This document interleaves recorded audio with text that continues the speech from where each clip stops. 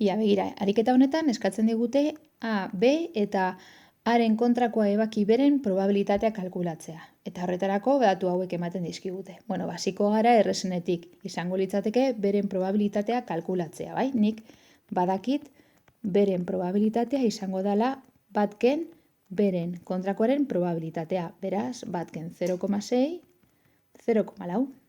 Vale.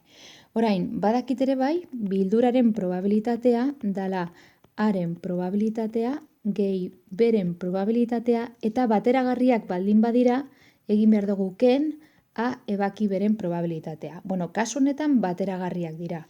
Ze, begira, hemen dugu, bai? Ebaketaren probabilitatea da 0,3. Horrek esan nahi du, badagoela probabilitate bat, txikia baina badago, ebaketa emateko. Orduan, existitzen da. Hau da, batera ezinak izango balira, imaginatu A eta B hemen ditugula, ebaketa ez dago ezinezko gertaera da, bai? A ebaki B ez dago multxo hutsa. Orduan, bere probabilitatea izango da 0. Hemen, probabilitatea, ebaketaren probabilitatea desberdin 0 danez, badakit bateragarriak direla. Orduan, buruketa honetan erabili behar dugun eskema izango litzateke mota honetakoa. Vale? Eta ez hau.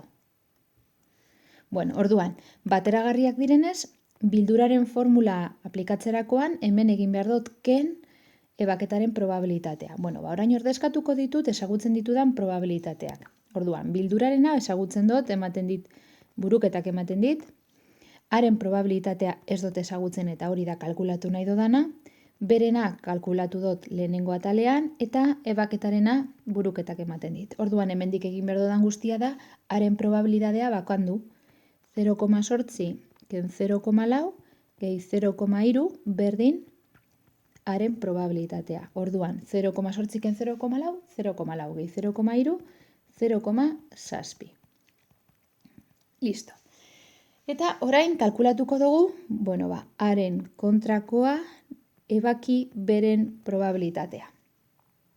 Bueno, orduan esan dugu, gure buruketa honetan, multzoen arteko eragiketen eskema horrelakoa izan beharko litzatekela.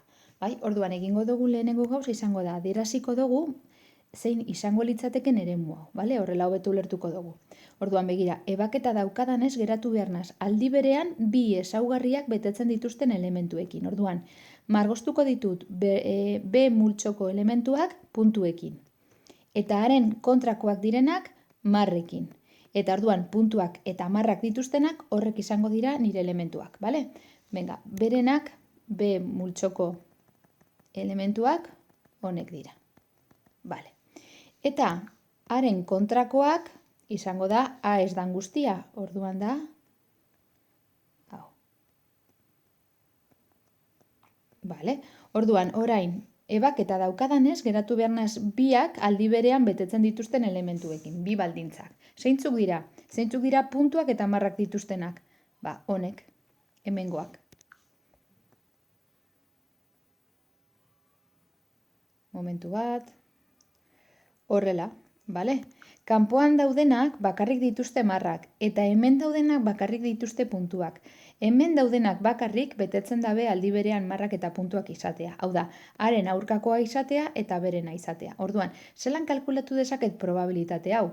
Bueno, nik argita garbi ikusten dut, probabilitate honen kalkulua izan behar dela, beren probabilitatea ken ebaketa, ken A ebaki beren probabilitatea. Bai, ikusten duzu, azken finean daukagu beren probabilitate osoa ken zatitxo hau. Zati hau kenduta, orduan, beren probabilitatea ken ebaketaren probabilitatea. Beren probabilitatea 0,4 eta ebaketarena 0,3. Beraz, emaitza da 0,1.